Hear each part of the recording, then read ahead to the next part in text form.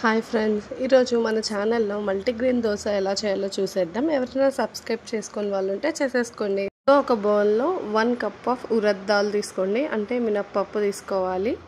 Next అది 1 cup తీసుకున్నాం కాబట్టి మిగతావన్నీ గ్రెయిన్స్ హాఫ్ కప్పే తీసుకోవాలి. Next half cup moong dal తీసుకోండి.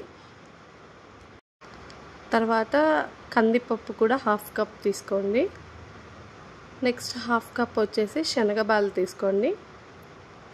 నెక్స్ట్ కొన్ని మెంతులు వేయండి. సో మెంతులు కొంచెం వేస్తే కడుపు నొప్పి అలాంటివి ఏమి ఉండకుండా ఉంటాయి. నెక్స్ట్ హాఫ్ కప్ సగ్గుబియ్యం తీసేసుకోండి. అయితే ఇక్కడ సన్నవి సగ్గుబియ్యం తీసుకున్నాను. తర్వాత మనం హాఫ్ కప్ రైస్ కూడా వేసేయాలి. సో ఇప్పుడు అన్ని క్వాంటిటీస్ 1 ఉరద్ దాల్ వేసేసి మిగతావన్నీ హాఫ్ వేసేసి వాటర్ పోసి నైట్ అంతా నానబెట్టేసేయండి. మార్నింగ్ లేచాక చూస్తే ఇలా కొంచెం అన్నీ నానినట్టు మంచిగా అనిపిస్తాయి దాల్ అంతా.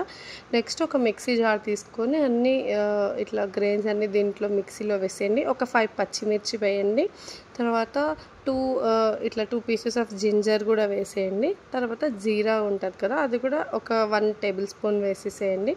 ఆ తర్వాత సాల్ట్ కూడా కావాలంటే ఇప్పుడే వేసేసి మీరు గ్రైండ్ చేయొచ్చు. ఇలా స్మూత్గా బ్యాటర్ లాగా మీరు ప్రిపేర్ చేసుకోవాలి, గ్రైండ్ చేసుకోవాలి.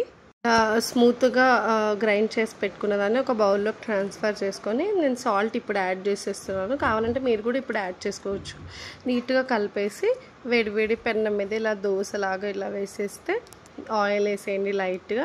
నెక్స్ట్ నీట్గా క్రిస్పీగా అసలు దోశ వస్తుందండి. చాలా టేస్టీగా కూడా ఉంటుంది. చూడండి అసలు ఎంత బాగా రెడ్ కలర్గా రోస్ట్ అయిందో.